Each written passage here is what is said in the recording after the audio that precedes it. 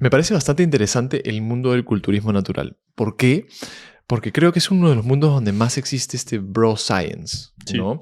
El hecho de que si algo me ha funcionado a mí, lo divulgo como si fuera lo único que funciona y lo que mejor puedes hacer. ¿Qué tanto ahora está cambiando el mundo del culturismo? Lo voy a decir ya, digo, natural y no natural, hacia ser mucho más basado en evidencia. O sea, es complejo. Ah, todavía tipo el bro science sigue creciendo, no es que esté desapareciendo. Oh, yeah. O sea, hay mucha gente que sigue teniendo los mismos conceptos Ujú, o ujú. incluso son un poco más bro. Es como que están mezclando ciencia con cosas de bro science. Entonces viene no sé, la típica persona que antes te daba un argumento con el simple hecho de que era más grande que tú y que no se lo puedes refutar por eso, pero Ujú. ahora te mete como terminología, pero lo que está diciendo no es cierto. No es como si hubiera sido una fusión entre la evidencia y mi experiencia personal como, por ejemplo, preparador. O sea, hay experiencia y todo por medio que también son cosas que funcionan, pero es como que simplemente te tiran más labia de la que te tiraban antes con Yeah. términos más complejos, pero terminan siendo cosas que no tienen sustento, digamos, que no tienen evidencia atrás.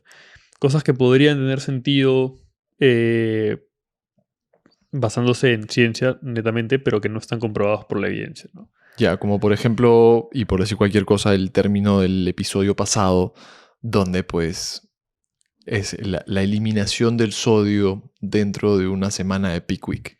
Claro, por ejemplo, te pueden decir por qué y por qué lo deberías eliminar, ¿no? Y te lo van a argumentar cuando no tendrías por qué eliminarlo. Por ejemplo, ¿no? Te pueden decir, si es que hay mayor concentración de sodio en el espacio extracelular, entonces tiene sentido disminuir el sodio porque estás con eso barriendo el agua del espacio extracelular, cuando al final la pérdida de agua no es selectiva, ¿no? Sí, de Eh, acuerdo. y por otro lado, también hay mucha gente que se está enfocando de mala manera. O sea, que por basar todo muy en evidencia y por este crecimiento del no brain, no gain, están dejando de lado mucho el no pain, no gain, que también tiene cierto grado de relevancia. O sea, es como por hacer una técnica impoluta, por hacer todo perfectamente bien, porque la evidencia te dice que te tienes que mantener en un RIR 4.0 y eso, no se van al fallo, hacen entrenamientos extremadamente suaves y al final es como una combinación de ambos. O sea, la evidencia está ahí y es interesante, pero al final tienes que entender duro. O sea, eso no es algo que haya cambiado, digamos. Eso perdura a lo largo de los años y una persona que es bro, digamos, al final va a ser más fuerte que tú porque va a entrenar más intenso que tú. O sea, sería la combinación del dinero sería brain, pain, gain. Claro, no necesariamente pain, aunque sí, pero es eso, o sea, es entrenar intenso, pero con cabeza, digamos, ¿no? Y sabiendo el porqué de cada cosa, con una correcta programación, y lo mismo con la dieta. Pero no, o sea, pero justamente evitando cometer errores que comete la gente, o sea, que cometía la gente al no tener la evidencia a la mano y que sigue cometiendo la gente aún teniendo la evidencia a la mano, ¿no? Ya, para quien a este punto no te conoce, Diego Bernardi Espinosa, el gran Diego Bernardi Espinosa, es fisicoculturista natural y aparte es licenciado en nutrición con 3 maestrías en nutrición deportiva. Entonces, aparte preparador también. Mm. ¿A qué voy? Voy a que cuando la vez que he entrenado contigo, que hemos entrenado juntos, y cuando veo tus redes sociales, Mm. los gestos de los ejercicios que haces son completamente distintos a los que estoy acostumbrado a ver, donde la forma en la que utilizas alguna máquina no es la forma en la que normalmente te venden que deberías utilizarla, ¿no?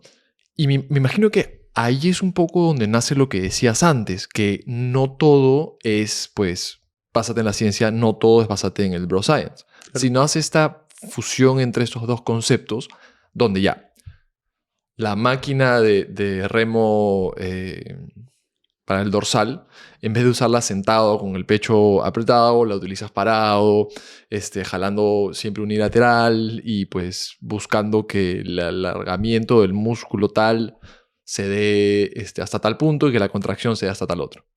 Claro, al final lo que busco yo principalmente en mis entrenamientos y cuando programo también, es no ser tan redundante y sobre todo, claro, ¿no? O sea, si una máquina está hecha de tal forma, no necesariamente es que tú tengas que ejecutar el movimiento como la máquina te lo propone, porque por ejemplo, no sé, haciéndolo sentado en esta máquina que tú dices, con el pecho apoyado, puede ser que haya una flexión de codo muy grande y por ende que el dorsal no es que no se entere de que lo estás trabajando, pero que probablemente pares porque se te ha fatigado el bíceps y no el dorsal, ¿no? Entonces, obviamente, tu bíceps puede haber fallado, pero tu dorsal puede estar en un RIR 6, digamos. Entonces, o sea, 6 repeticiones del fallo, digámoslo así. Entonces, no es un estímulo quizás suficiente como para que se dé esta ganancia de masa muscular. Entonces, claro, ya buscando otra alineación, se puede trabajar el músculo mejor y con un perfil de resistencia que se asemeje más al perfil de fuerza que tiene este músculo. Y también tratar pues, de no ser tan redundante en los ejercicios que haces, haciendo ejercicios que te van a generar la misma exigencia en el mismo punto. La idea es tratar de que tengamos un entrenamiento completo y sobre todo, pero a lo que quería llegar con el punto anterior, es que si tú tienes una extraordinaria selección de ejercicios versus una persona que no, pero la persona que no entrena de verdad intenso, es probable que esta persona que tiene una peor selección de ejercicios y entrena intenso tenga mayores progresos que la persona que no entrena intenso y tiene la mejor selección de ejercicios. Al final eso es importante, o sea, es como que igual, ¿no? Yo le puedo programar una rutina extraordinaria a alguien, pero si esa persona no logra llegar a los grados de intensidad que yo le estoy proponiendo, probablemente el progreso no sea el mismo que si lo hiciese, ¿no? Donde, claro, quieres esa mezcla perfecta entre te estás esforzando al verdadero punto que estás buscando, como por ejemplo un RIR 1, que es terrible, ¿no? No es bonito entrenar con RIR 1, versus un falso RIR 0. Claro. Algo que pasa mucho también con la gente, por ejemplo, que no tiene una correcta programación de entrenamiento y que dicen que no, que el RIR es como para gente débil, digamos, por no decir otra cosa, y que entrenan un poco intenso. Tú ves esas personas a veces que tiran series al fallo y en realidad pues su fallo es un RIR 4, solamente que, o sea, por decir cualquier número, solamente que meten pues, un triple drop set. Entonces, claro, por meter técnicas avanzadas ya están generando mayor fatiga y metiendo al final series efectivas, ¿no? Entonces, eso puede ser igual de eficiente que hacer una serie recta, o incluso más, que hacer una serie recta realmente atinándole al RIR pautado. Y por eso es que hay tantos culturistas que no entrenan tan bien y que tienen el físico que tienen, independientemente del uso de esteroides y todo eso. O sea, el entrenamiento puede no ser el mejor, pero al final, como decimos, ¿no? Si Arnold Schwarzenegger no sabía necesariamente cuáles eran las bases del entrenamiento ni nada, pero tenía un fisicazo, y era porque sin saber cuáles eran las bases las estaba ejecutando y las estaba cumpliendo, ¿no? Que quizás pudo haber optimizado más sus entrenamientos y tendría un mejor físico, quizás, pero al final sí, o sea, ha marcado una era por el físico que tenía y por el entrenamiento que hacía para haber llegado a ese físico. Sí o sí se reventaba. Sí. Sí o sí. Y se rentaba bien, sabía qué hacer. Para este episodio queremos darle las gracias especiales a 3 personas. A Memo, a Diego, no tú, otro Diego, y a Sandro, que son las personas que pues interactuaron con nosotros en las redes para poder presentarnos sus inquietudes acerca del mundo de la nutrición y nos dieron las preguntas para nosotros poder desarrollar este episodio. Sí es cierto que este episodio es principalmente basado pues, en culturismo y específicamente en culturismo natural, ¿no? Porque de verdad que no, si bien no estamos en contra de nadie, no fomentamos el uso de esteroides anabólicos. Sí, claro. Entonces, hablábamos bastante de que para poder tener una mayor eficiencia y de hecho idealmente mejores logros en el mundo del culturismo, quieres tener pues las bases correctas, la intensidad correcta, la nutrición correcta, periodización, etc.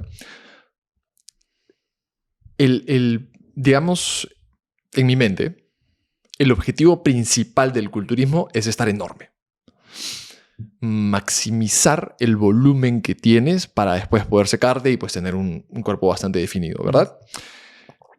Cuando hablamos de volumen, ¿existe un tiempo específico o un tiempo mínimo para poder competir en fisicoculturismo natural? Claro, esa es una buena pregunta, porque como el culturismo natural está, digamos, en despegue ahorita, o sea, ya hace unos años, pero cada vez hay más gente que está interesada, sobre todo chibolos, ¿no? Chibolos y chibolas. Que claro, obviamente TikTok, Instagram, así ves que desde muy pequeño veas cosas que yo, o sea, a los 13 creo que no tenía celular. Entonces, en cambio ahora tienes y encima es el mejor y estás al tanto de todo. Y claro, por el mismo algoritmo Tú basta que te guste algo de culturismo y te va a botar puras cosas de culturismo. Entonces, ¿qué pasa? Que mucha gente quiere competir en su primer año de entrenamiento, ¿no? Y muchas veces piensan pues que van a tener un físico competitivo en su primer año de entrenamiento. Y no necesariamente es así. En el culturismo con química, digamos, puede que las cosas sean más rápidas. Obviamente no si quieres llegar a lo más alto, pero puedes ganar más masa muscular en un año que una persona que no usa química. Eso lo sabemos. Sí o sí. Entonces, podría ser que tengan... Y por eso es que hay esas transformaciones más rápidas y que haya también una menor cantidad de tiempo necesaria para competir. Nuevamente, no necesariamente para ser competitivo. Ahora, en culturismo natural, lo que tienes que hacer, obviamente, antes de competir en cualquier categoría, es tener una buena base de masa muscular. Antes de cualquier otra cosa. Y para tener una buena base de masa muscular, tienes que tener tiempo entrenando, ¿no? Sabemos que cuando recién comienzas a entrenar en tu primer año, año y medio de entrenamiento, es donde probablemente mayor cantidad de masa muscular vayas a meter. ¿Por qué? Porque es un estímulo relativamente nuevo y porque tu cuerpo se adapta, ¿no? Y puedes meter muchos kilos, 10 kilos tranquilamente, por ejemplo, en el primer año de entrenamiento. Hay gente que mete más, hay gente que mete menos. Luego de eso, ya se va aplanando la curva conforme va pasando el tiempo en el que vas entrenando, cuando ya tienes que ir haciendo las cosas cada vez mejor para conseguir cada vez menos, ¿no? Y por eso es que mucha gente, o sea, es un deporte en el que se tiene que tener mucha paciencia, pero es lo mismo que pasa en cualquier deporte, ¿no? Que tienes Claro. una curva de crecimiento muy rápida y luego Se aplana y... se aplana. Y ya tienes que ser extremadamente disciplinado porque tienes que acostumbrarte a ver mejoras muy lentas. Entonces, va a depender de la categoría en la que quieras salir y la cantidad de masa muscular que se pida para esa categoría para saber el tiempo que tienes que llevar entrenando. Muchas veces, para categorías en las que quizás el físico no tiene que ser tan musculado, entre comillas siempre, ¿no? Y es matizable, puede que se necesite entrenar menos tiempo que para categorías que pidan mayor cantidad de masa muscular. Como por ejemplo, en culturismo femenino o masculino, hablando de la categoría como tal, de fisiculturismo de Open, puede ser que sea necesario estar entrenando 4 o 5 años para adelante, ¿no? ¿Por qué? Porque se pide un desarrollo de masa muscular muy alto, más que en cualquier otra categoría, tanto en tren inferior como en tren superior. Todo el cuerpo. Todo el cuerpo, entonces obviamente es más complejo, ¿no?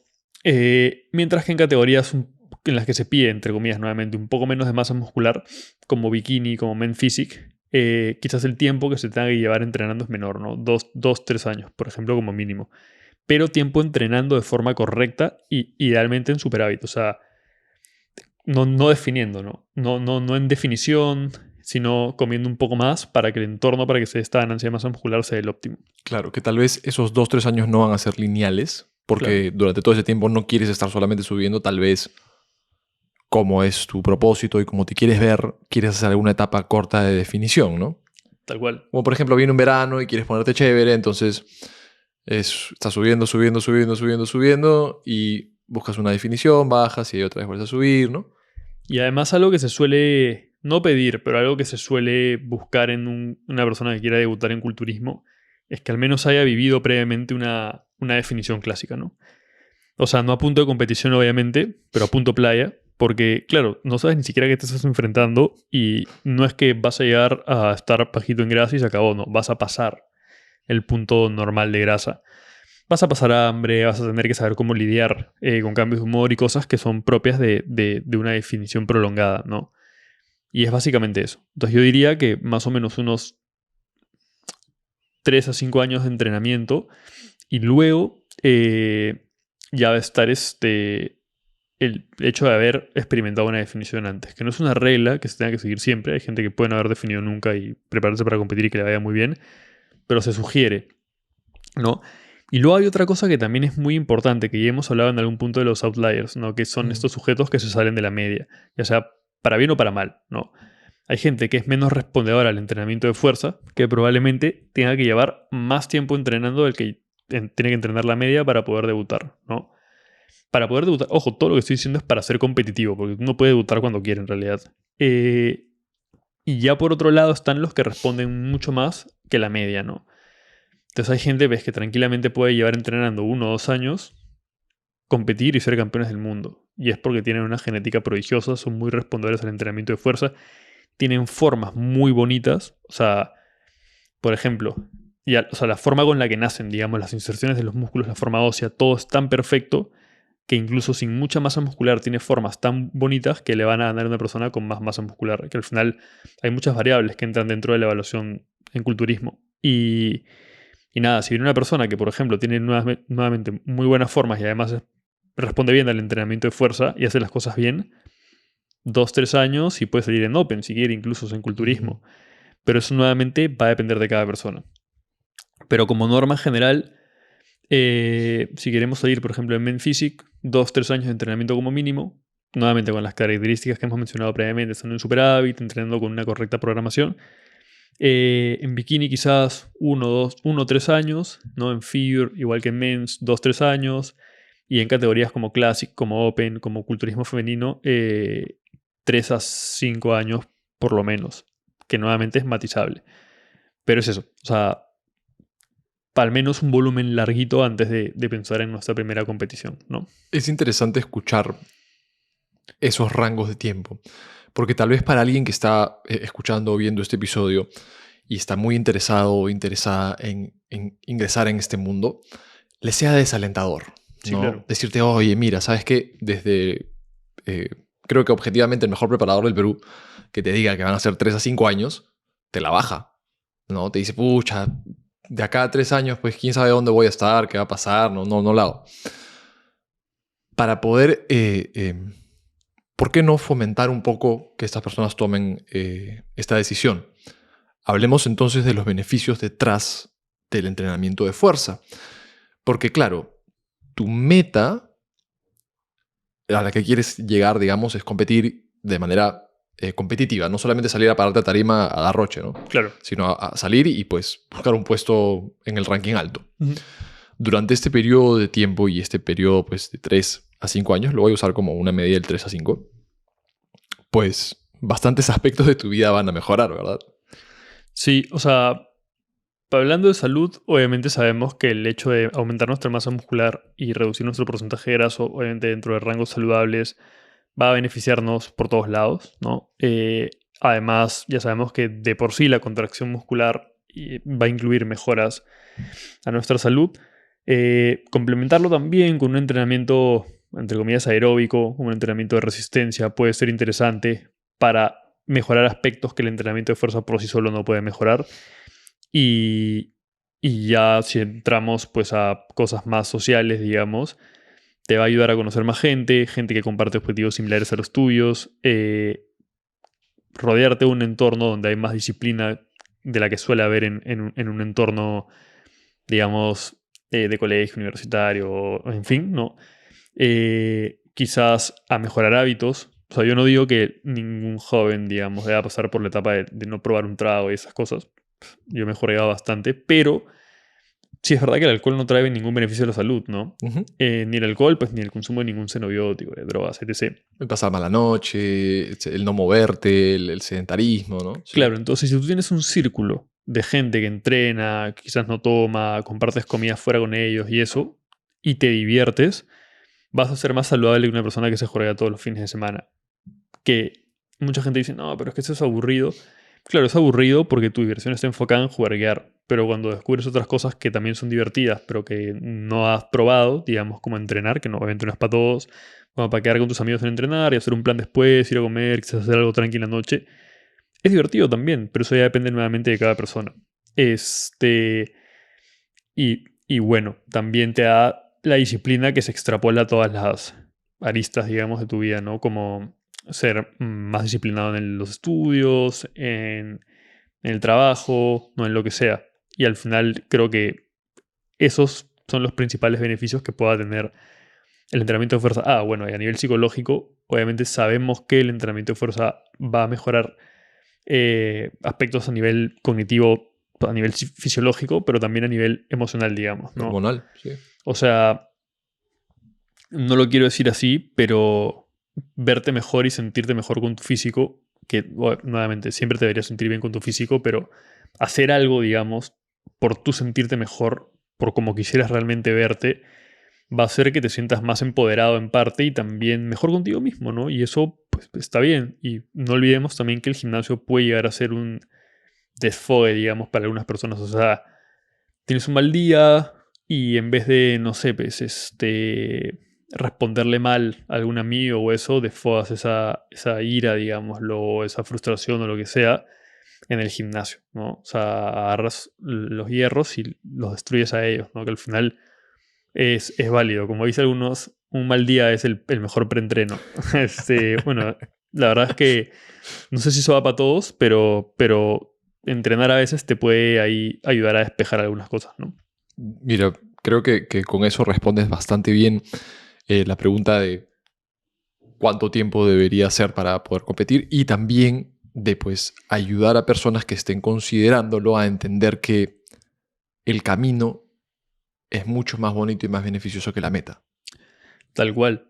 Al final o sea, hay que disfrutar, o sea, hay que estar con la meta presente porque es la que nos permite estar motivados dentro del camino, pero también hay que festejar todas las pequeñas victorias que tenemos en medio, ¿no? O sea, al final es un arma de doble filo, pero yo me tomo todos los entrenamientos como una batalla, ¿no? Y si fallo, lógicamente me frustro, pero sé que no pasa nada si fallo en una sesión aislada. Si ya fallo en varias, pues replanteo lo que estoy haciendo, pero eso me sirve a mí a retarme en cada sesión que tengo. Y obviamente cuando saco una repetición más de la que venía sacando, me alegro, pues, ¿no? Y me alegra el día en parte. Y debería hacerlo, ¿no? Porque, de nuevo, es tu objetivo y es, pues, como cualquier cosa en la vida, es ponerte un reto, ¿no? Tal cual. Vimos entonces cuánto tiempo debería pasar. Digamos que ya pasó este tiempo, ¿no? Ujú. Competiste y estás viendo qué hacer. ¿Cómo saber cuándo empezar una etapa de volumen? ¿Hay algún marcador que objetivamente te diga este es el momento? Hay, hay diferentes, digamos, estrategias para pasar de un punto competitivo a un off-season, digamos, pero hablando en líneas generales, cómo saber cuándo comenzar un volumen. Bueno, primero hay que saber que normalmente se tiene que partir de un porcentaje de grasa bajo. Obviamente en un porcentaje de grasa bajo a nivel competitivo, pues 3-4%, porque no estás quizás en el mejor entorno hormonal para meter masa Mm. muscular, pero sí en un porcentaje graso, pues un 8-10% en hombres y pues 18-20% en mujeres, que esto también es matizable, porque hay gente que se siente más cómoda en un porcentaje de graso bajo, unos en un porcentaje de graso un poco más alto. ¿Por qué? Porque hay que entender que una etapa de volumen debería durar pues, al menos 8 meses, ¿no? 8 meses, 2 años, tranquilamente. ¿Y qué va a pasar en esos 8 meses, 2 años? Que vas a ganar músculo, pero también grasa. Y acá, con eso hay dos variables. Primero es qué tan cómodo te sientas tú ganando grasa. Por ejemplo, hay gente, pasa más en mujeres por los cánones de belleza y todo, que no se sienten muy cómodas ganando grasa. Así como hay hombres que luego de haber experimentado una preparación y competir y haber estado muy definidos, tampoco se sienten cómodos. O hay gente que simplemente vive de su imagen y tampoco se siente cómoda. Entonces, lo primero que tienes que saber antes de comenzar un volumen es que te vas a tapar. Entonces, como vas a estar un largo tiempo en un superávit, lo que tienes que hacer para evitar taparte muy rápido es, obviamente, comenzar con un porcentaje de graso bajo. Para que puedas subir hasta un 15-16% por tirar valores al aire y ya Ujú. luego quizás ahí plantear una pequeña definición hasta volver a bajar un poco los niveles y ya luego volver a trepar. Y así, pero tratar de no pasarnos tanto de ese porcentaje de graso.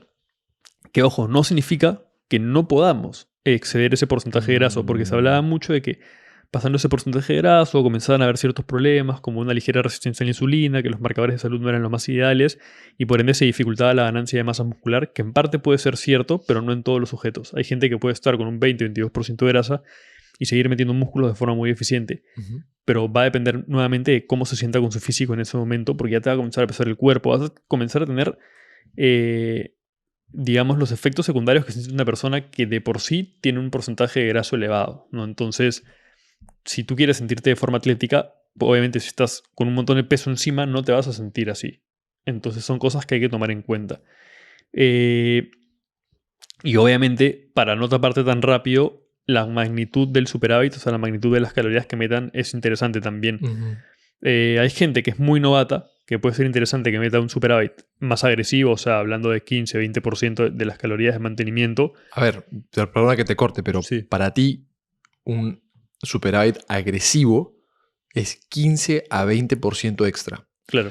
Esto es muy importante, ¿ya? Y quería hacer un énfasis aquí, porque es algo que creo que no se hace normalmente, ¿no? Dices, ya, voy a estar en volumen y cómete 3 pizzas, 2 hamburguesas, no midas tus calorías, simplemente come más. Claro. Y lo que vemos nosotros, digo, es que pues 1000, 1200, 1500 calorías extra, que está muy lejos de ese 15-20%, ¿verdad? Claro que a algunas personas las puede beneficiar, no sabemos, pero probablemente pues, si metes unas 400, 500 extra, no haga falta meter más y tengas un aumento de peso si eres, un aumento de masa muscular si eres novato, interesante, y no tanto un aumento de grasa, que nuevamente va a depender de cada persona. Mientras que en gente que es más ya avanzada Ujú. y sabe pues que la cantidad de masa muscular o kilos totales que va a meter es menor, el superávit al que debe exponerse debería ser menor. De hecho, hace poco ha salido un estudio en el cual se han comparado un superávit de un 5% versus 15% y se han visto mejoras de fuerza muy similares y mejoras en masa muscular muy similares, mientras que el grupo de 15% tenía un aumento,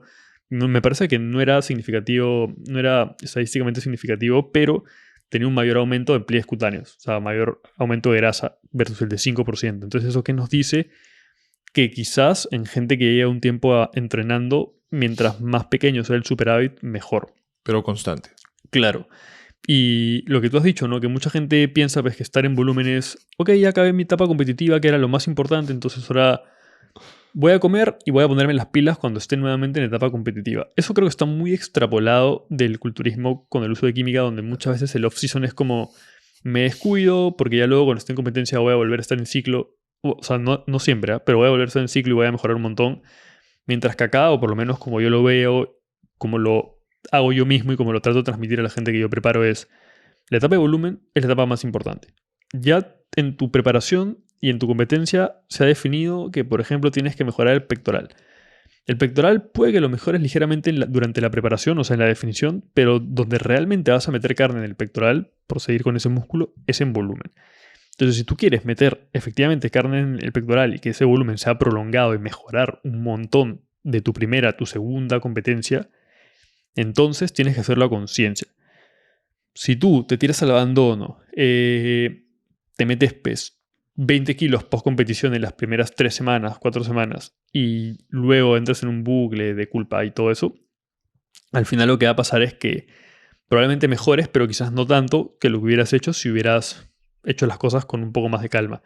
Que no significa que no puedas recuperar peso rápido después de una competencia, que para algunas personas les puede caer muy bien para, digamos, recuperarse a nivel hormonal. Al final, como te digo, eso va a depender mucho de cada sujeto. Pero es eso, ¿no? Al final, para saber cuándo partir un volumen es estar en un porcentaje de grasa normalmente bajo. No siempre un novato puede partir un porcentaje de grasa un poco más alto y tener cierto grado de recomposición. Estar satisfecho con tu físico actual para más o menos saber que te vas a tapar, ser consciente de eso y nuevamente no hacer un superávit tan agresivo, ¿no? Sino ligero, 5%, y bueno, y un poco más alto, quizás en gente, como digo, más novata, ¿no? Entonces, ya sabemos cómo hacer para poder saber que tienes que empezar un volumen. Digamos que estás en volumen y quieres saber objetivamente que en realidad te estás creciendo masa muscular y no estás creciendo grasa, porque puedes subir 10 kilos y esos 10 kilos pueden ser 4 de masa muscular y 6 de grasa. Claro.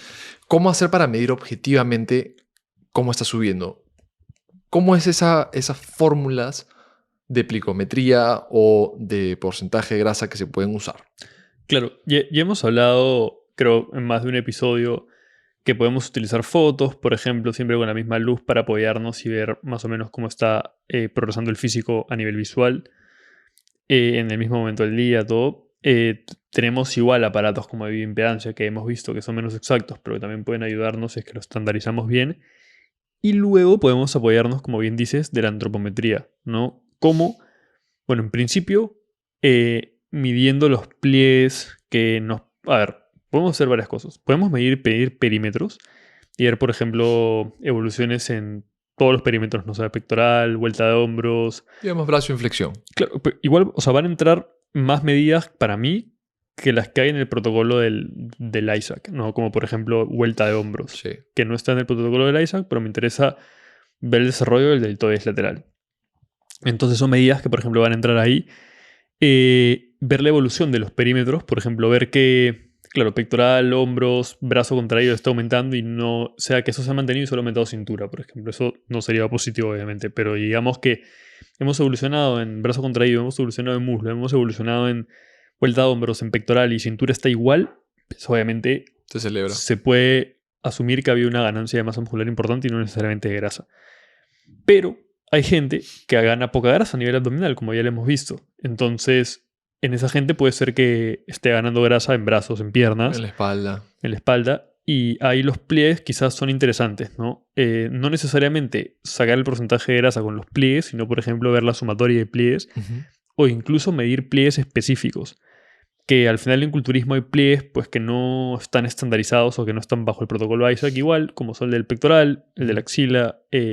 Incluso si yo veo que, por ejemplo, en la lumbar tú sueles almacenar grasa, puedo estandarizarte un pliegue en esa zona o hasta en el glúteo, ¿no? Hay gente que al final, o sea, ponte en Open, yo quiero que el glúteo esté rajado, entonces si es tu zona crítica, pues, no estaría mal estandarizar un pliegue en el glúteo y medirlo siempre que toque consulta. Claro. Y de esa forma ya puedes cuantificar el progreso y no solamente viendo el porcentaje de grasa como tal. Porque no es que hay una mejor fórmula para determinar el porcentaje de grasa en un culturista. Pues se puede usar yujas tranquilamente, se puede usar Siri al final. Nuevamente teniendo como base lo otro, ¿no? Porque a mí me ha pasado, que, preparando gente que me he ido en casa, por ejemplo, que el porcentaje de graso ya no se movía tanto hacia abajo, Sí. pero las mejoras visuales eran tremendas y había mejoras también en perímetros. Entonces, no hay que tomar pues, el porcentaje de graso como un absoluto en algunos casos, ¿no? Y tampoco es que hay una mejor fórmula para culturismo. Yo creo que es un todo de variables, ¿no? O sea, perímetros, mejoras visuales, Ropa. pliegue por pliegue, ropa sí, y básicamente eso, ¿no? Pero al final hay que tener en cuenta que lo más importante del culturismo es el aspecto visual. Entonces, claro que normalmente el aspecto visual está correlacionado con el aspecto, con el porcentaje de grasa y con los pliegues, ¿no? O sea, si es que te ves más definido normalmente es porque tus pliegues están más bajos y porque tu porcentaje de grasa es menor, pero lo más importante nuevamente va a ser el aspecto visual. O sea, a mí de nada me sirve que una persona mejore que es raro lo que voy a decir ya, pero de nada me sirve que una persona mejore en porcentaje de grasa y yo diría, sí, cada vez estás mejor, cada vez estás mejor, cuando físicamente no se está viendo mejor. Claro. Que es muy raro, como digo, Pero ¿no? puede suceder, porque de hecho es lo que te puntúan los jueces, ¿verdad? Claro, al final el culturismo es un deporte subjetivo y no gana quien tenga el porcentaje de grasa más bajo, sino gana quien se vea mejor sobre la tarima. Entonces, es así. Y la idea es lograr eso, pero sí es verdad que tener variables objetivas para poder hacer un monitoreo adecuado es interesante, ¿no? Como en este caso, perímetros, pliegues, fotos,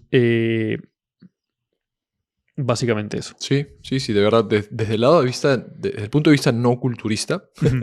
o sea, de personas que pueden hacer deporte, no hacer deporte, me sucede bastante que se centran mucho en el porcentaje de grasa, el cual depende de una fórmula que normalmente utiliza algunos pliegues. Claro. Como por ejemplo Durning y Walmsley, ¿no? Que agarra 4 pliegues. O Yuhas, que agarra 6 pliegues. Yuhas es un poquito más, entre comillas, exacta porque agarra tanto tren superior como tren inferior. Lo que yo siempre les digo es que se centren más en la sumatoria de pliegues más que en el porcentaje de grasa. Porque justamente, por ejemplo, si hacemos todos los pliegues del cuerpo de Isaac y utilizamos la fórmula Durning y Walmsley para obtener el porcentaje de grasa, no agarra tren inferior, no agarra 2 pliegues del abdomen. Entonces podrías estar mejorando, pero tu porcentaje de grasa podría no estar cambiando. Sería bien raro que suba tu porcentaje de grasa y estés bajando pliegues en el abdomen y en las piernas. Claro. Entonces, sí creo que es positivo reforzar que el porcentaje de grasa no lo es todo y que diferentes fórmulas evalúan diferentes pliegues. Sí, la única forma de saber cuál es tu porcentaje de grasa exacto es muriendo y que te separen la grasa del... Diseccionan, ¿no? Ajá. Y entonces el resto van a ser estimaciones. Unas más certeras que otras, pero al final, por eso mismo es que no es un valor al cual deberíamos rezar, ¿no? Sí, a menos que tengas un DEXA, ¿no? Algo así, que claro, es una máquina enorme en la cual te metes, es una atmósfera controlada en la cual pues creo que son 25 minutos de prueba y te sacan cuál es tu porcentaje de grasa. Claro. No, ese es el... Pot. Sí, creo que sí. El DEXA esa es la tinita No es Ah, una tinita ni siquiera. El DEXA es para medir la densitometría ósea, pero que también se saca composición corporal. Pero bueno, al final el DEXA también tiene limitaciones, pero es uno de los gold estándares de investigación. sí, el bot, ¿no? Me había olvidado. Sí. Bueno, entonces, digamos que ya tienes cómo saber objetivamente cómo estás progresando o cómo se está moviendo tu composición corporal. Ahora, esa composición corporal va cambiando, ¿verdad? Y creo que hoy en día estamos migrando más en el mundo de nutrición y salud de basarnos en el peso o ser pesocentristas a basarnos mucho más en la composición corporal. Y lo que me sucede normalmente en consulta es que cuando viene un paciente o una paciente y me dice, bueno, ¿cuál es tu objetivo? ¿No? Pucha, quiero bajar de peso. Y yo le pregunto, ¿quieres tener menos kilos en la balanza o quieres tener una mejor estética o estar más marcado, marcada, más definido, definida? Y normalmente la respuesta que tienen es, la verdad es que el peso me importa muy poco. Lo que quiero es estar más definido, más definida, estar más marcado, marcada. Y a lo que normalmente se refieren es a la composición corporal. Entonces lo que están buscando no es una pérdida de peso, sino una recomposición corporal. Ujú. ¿Cuánto puede durar una recomposición corporal? ¿Son días? Normalmente la recomposición corporal, cuando se suele utilizar el término en nutrición, hace referencia a la ganancia de masa muscular y pérdida de grasa en simultáneo, ¿no? Que eso es un fenómeno que no le sucede a todo el mundo. O sea, ¿a qué me refiero con eso? Que muchas veces, si tú quieres perder grasa, pues te tienes que enfocar en la pérdida de grasa, que no significa que no pueda haber cierto grado de ganancia de masa muscular en el proceso. Y si te quieres enfocar en ganar masa muscular, tiene que ser específicamente en eso. La recomposición corporal es muy común en sujetos novatos que están poco acostumbrados al entrenamiento de fuerza o en general a hacer ejercicio, en gente con obesidad, en gente desentrenada, ya dije, en gente que viene, por ejemplo, de un parón, ya sea por una lesión o por lo que fuese, ¿no? Que ya había logrado un desarrollo de masa muscular importante, que lo había perdido, digamos, en un periodo de desentrenamiento y que está volviendo. Esa gente probablemente va a tener este fenómeno de ganancia de masa muscular y pérdida de grasa de forma simultánea. Que eso es a lo que se suele conocer como recomposición corporal. Y normalmente, en la descripción de lo que es este fenómeno, el peso se debería mantener casi igual. O sea, imagínate que la persona pesa 60 y después de 3 meses pesa 60 igual, o 58, ¿no? 59,5, pero a nivel con datos objetivos. Se puede también interpretar a nivel visual. O sea, si el peso es casi igual y la mejora visual es brutal, había una recomposición corporal. Pero normalmente necesitas de datos objetivos, ¿no? Ver que efectivamente haya disminuido la sumatoria de pliegues o el porcentaje de graso y haya aumentado pues, la masa libre de grasa o la masa muscular. Entonces, con eso ya tenemos certeza de que ha habido esta recomposición corporal. Y hay dos formas, yo creo, de verlo. Una recomposición corporal normalmente suele darse en un periodo de tiempo corto, que no es obviamente días, no, tampoco semanas, hablando de 1 o 2 semanas, sino normalmente se ve en un periodo de 1 mes, 2 meses, 3 meses, y ya luego probablemente hay que saber hacia dónde tirar, ¿no? Hacia una definición o hacia un volumen. Pero también podemos hablar de una recomposición corporal a largo plazo. O sea, ¿qué significa eso? Que, por ejemplo, en una persona que tiene sobrepeso, por hablar un poco del peso, pero sobrepeso por un exceso de tejido adiposo, ¿no? Es que nos enfoquemos primero en la pérdida de grasa. Imagínate que esa persona llegó pesando pues 72.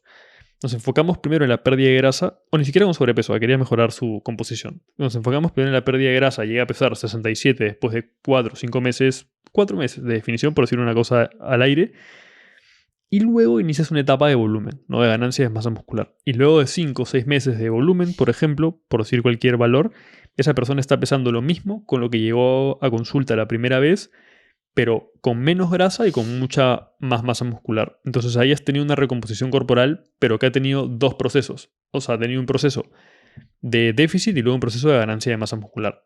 Porque normalmente una recomposición corporal de las cortas, quiero decir, se hacen con un déficit o muy ligero o con una dieta en mantenimiento, ¿no? Pero nuevamente tenemos esas dos opciones. O hacer o apuntar directamente a hacer una recomposición corporal que sería con el mantenimiento o el déficit muy ligero, o apuntar a una recomposición corporal a largo plazo, ¿no?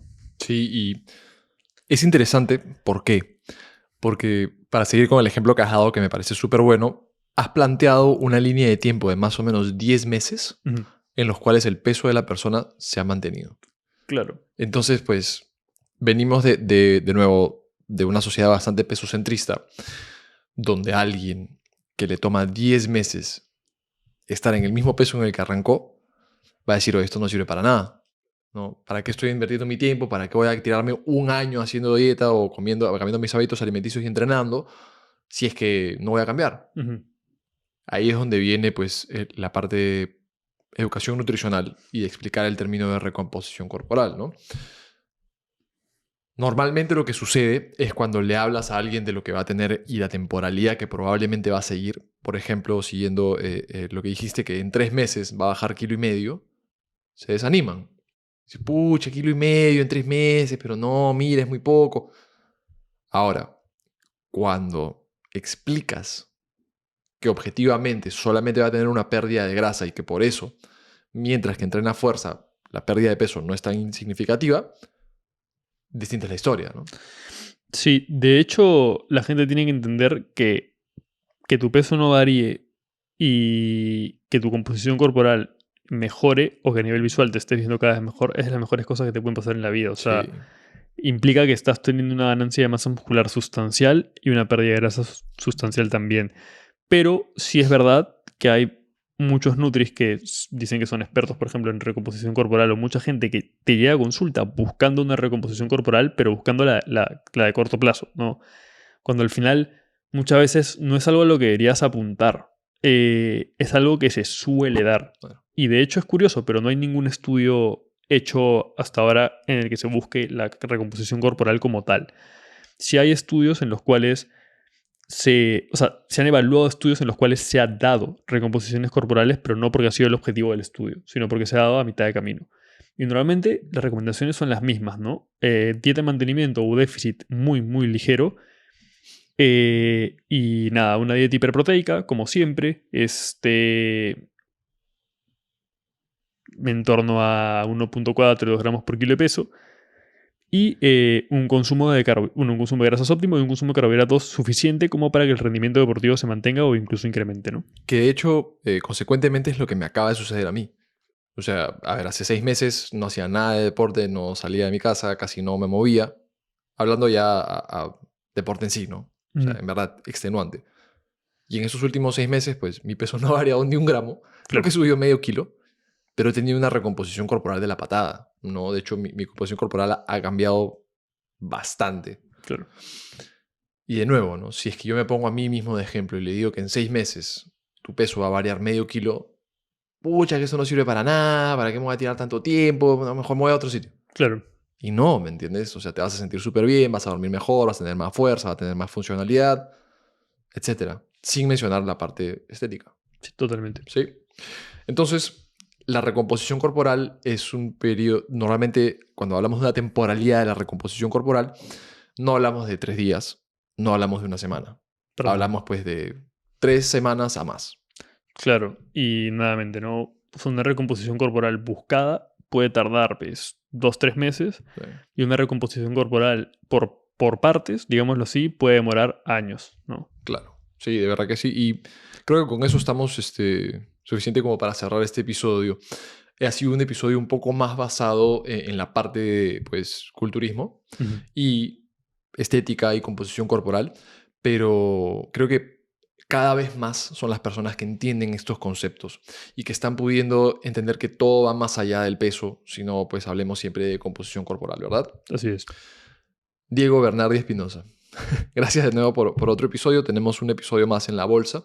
Y siempre recordarles que si esta información fue interesante para ustedes y consideran que han obtenido algo positivo para sus vidas de haberse quedado hasta aquí en este episodio, en lo que sea que haya durado, pues apóyennos y apoyen a otras personas como ustedes, compartiendo, dando un like, comentando. Y recuerden que este episodio fue creado prácticamente por ustedes. Claro. Entonces, si es que tienen alguna duda, si es que hay algún tema de nutrición, composición corporal o entrenamiento de fuerza que quisieran absolver, siéntanse libres de pues, poder comentarlo con nosotros, ya sea mediante las redes, ya sea mediante contacto personal, mandándonos un correo o comentando dentro de los videos y los audios que ponemos en YouTube y Spotify respectivamente. De hecho, es lo que a nosotros más nos gusta, poder pues compartir información de valor para personas que en realidad lo necesitan. Así que nada, un episodio más en la bolsa, Diego. Gracias por estar con nosotros y gracias a ustedes por tomarse el tiempo de llegar hasta aquí en el episodio, si es que llegaron. Hasta la próxima. Chao.